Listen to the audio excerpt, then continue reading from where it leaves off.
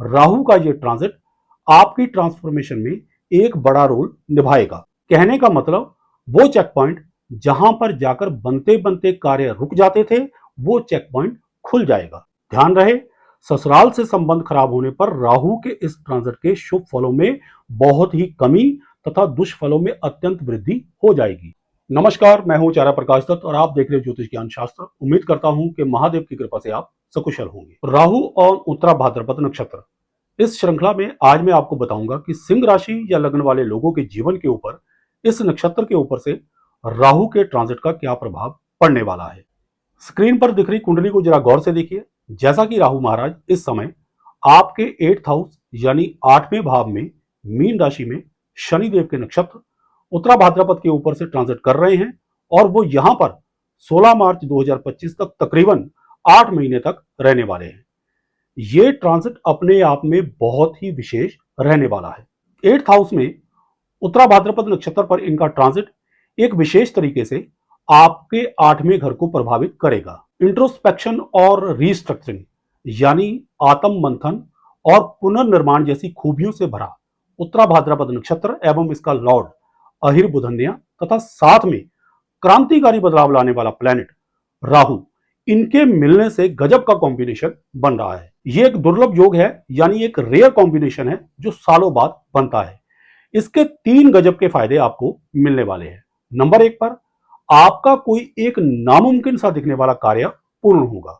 Number 2 पर आकस्मिक धन की प्राप्ति हो सकती है और नंबर 3 पर आपकी तरक्की के रास्ते में लगा हुआ रुकावटों का बैरियर टूट जाएगा। उत्तरा भाद्रपद नक्षत्र, इसके लॉर्ड अहिर बुधन्या तथा राहु, ये तीनों ही बेमिसाल है और सबसे बड़ी बात, ये तीनों ही एक दूसरे के कंपैटिबल है। इन तीनों की क्वालिटीज आपस में इतनी मिलती है कि इनमें भेद कर पाना मुश्किल है। अनकन्वेंशनल थिंकिंग यानी परंपरागत पुराने तरीके से हटकर कुछ नया सोचना और फिर कुछ नया कर गुजरना, ये इनकी सबसे बड़ी खासियत है। ये तीनों ही व्यक्ति के अंदर वक्त के अनुसार बदलाव लाने के लिए परफेक्ट है। ये तीनों ही इस बात के पक्षधर हैं कि जो पुराना हो चुका है, जो जर्जर हो चुका है, जिसकी उपयोगिता नहीं है, उसको छोड़ दिया जाए और जो नवीन है, जिसकी आधुनिक युग में उपयोगिता है, उसको अपना लिया जाए। एक और उत्तरा भाद्रपद नक्षत्र एवं उसका लॉर्ड अहिर बुधन्या आपको एक नई दिशा देने की कोशिश करेंगे, तो वही दूसरी ओर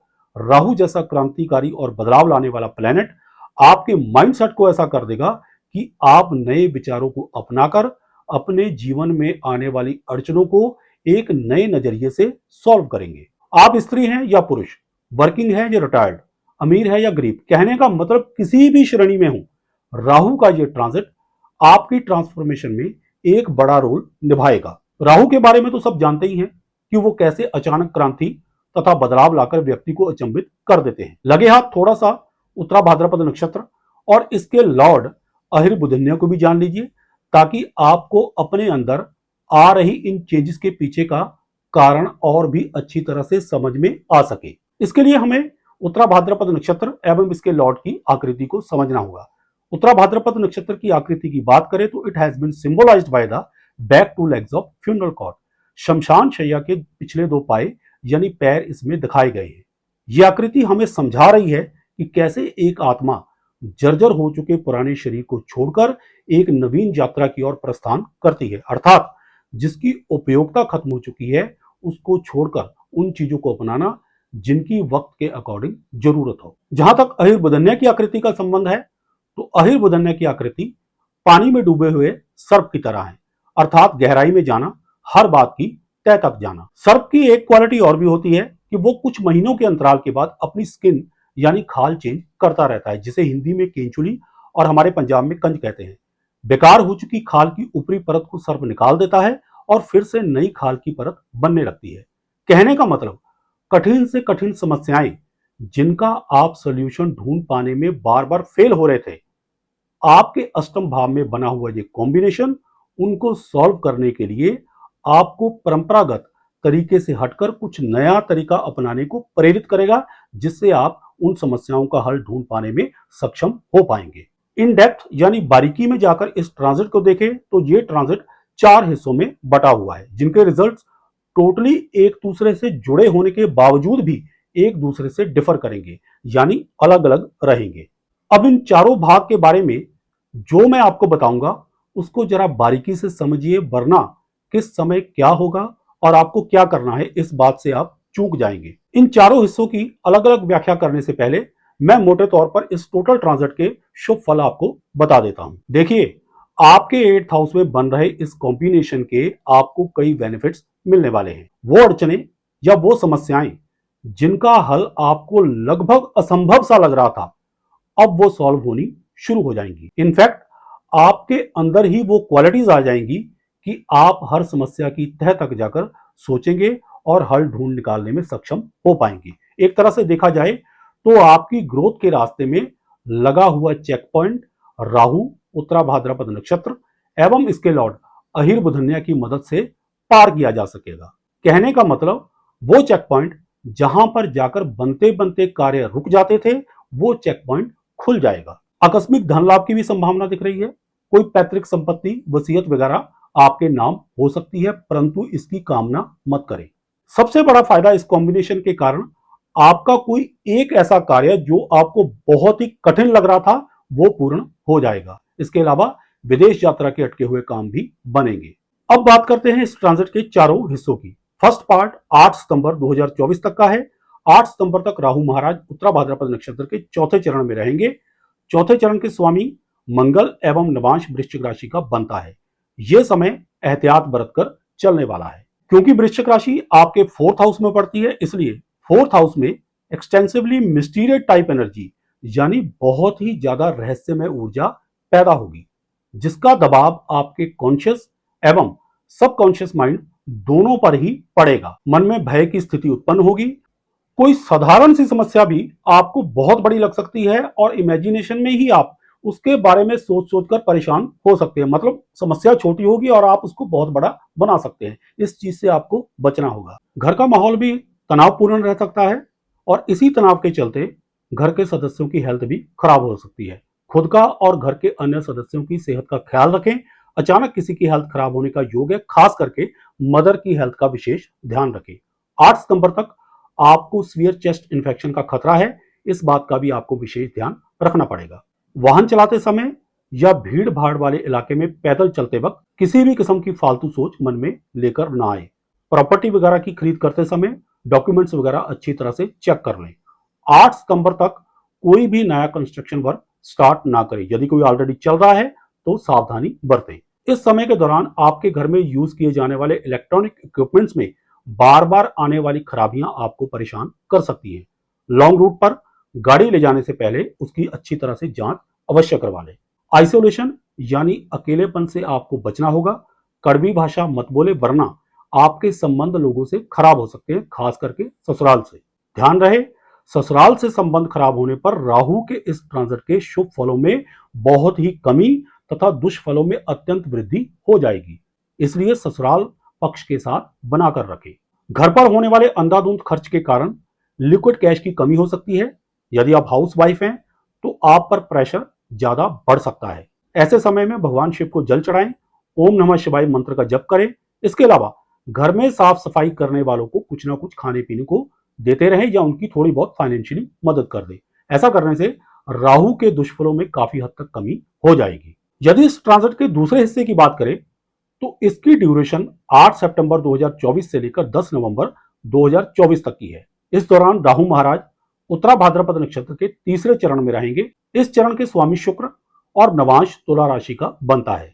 आपके 3rd हाउस में बड़ी ही बैलेंस्ड एनर्जी क्रिएट होगी, जिसके कारण आपके अंदर होश और जोश दोनों ही पैदा होंगे।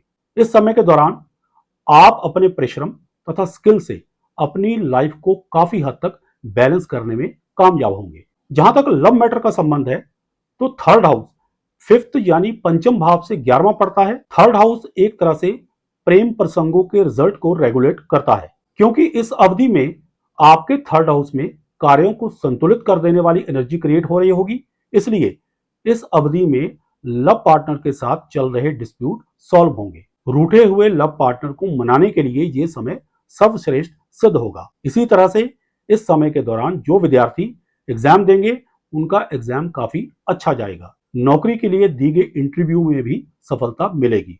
शेयर मार्केट से हो रहे नुकसान को भी इस समय के दौरान कॉम्पेंसेट किया जा सकेगा। आपकी संतान को भी इस समय के दौरान धन का लाभ होगा और उनके कामकाज की स्थिति संभलेगी।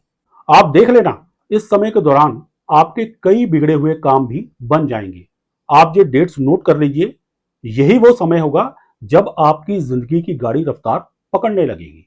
अगर इस अवधि के दौरान आपको एंगर इशू क्रिएट हो, यानी क्रोध ज्यादा आने लगे, तो मंगलवार के दिन हनुमान जी को लड्डुओं का भोग लगाएं। रूठे हुए लव पार्टनर की वापसी के लिए भी ये उपाय कारगर सिद्ध होगा। इस ट्रांजिट के तीसरे हिस्से की बात करें तो ये 10 नवंबर 2024 से 12 जनवरी 2025 तक का है। इस दौरान राहु महाराज उत्तरा भाद्रपद नक्षत्र के दूसरे चरण में रहेंगे। दूसरे चरण के स्वामी बुध और नवांश कन्या राशि का पड़ता है।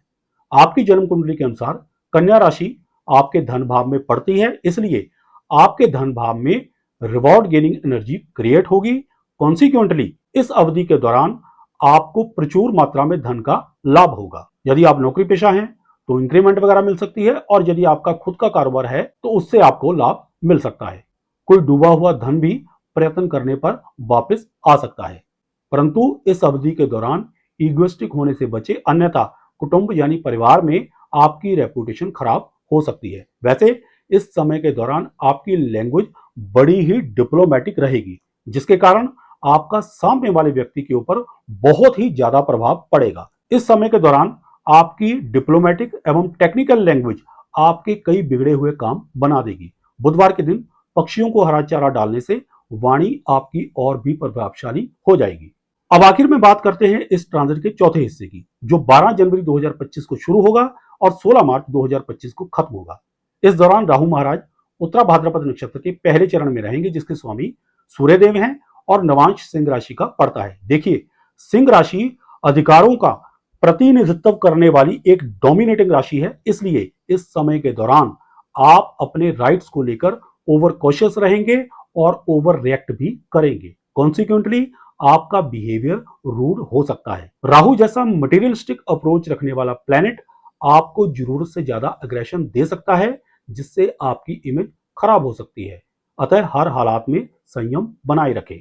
सूर्यदेव को जल चढ़ाने से आपके अंदर सात्विक प्रवृत्ति का विस्तार होगा और आप डिसिप्लिन में रह पाएंगे।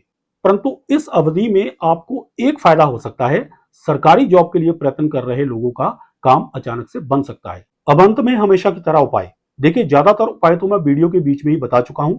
एक कॉमन उपाय है जो इस सारे ट्रांजिट के दौरान आप कर सकते हैं, वो है सफाई कर्मचारियों को कुछ ना कुछ खाने को देते रहें और उनके साथ अच्छा बर्ताव करें। आशा करता हूं कि वीडियो में दी गई जानकारियों से आप लाभान्वित होंगे। अगर आपको हमारी ये वीडियो पसंद आई हो तो इसे लाइक करें, शेयर करें, हमारे चैनल को सब्सक्राइब करें और साथ में बेल आइकन को दबा दें, ताकि हमारी हर नई वीडियो की नोटिफिकेशन आप तक सबसे पहले पहुंचे। सुखी रहें, स्वस्थ रहें, इसी मंगल कामना के साथ जय सिया राम, हर हर महादेव और बोलो श्री हरि विष्णु भगवान की जय।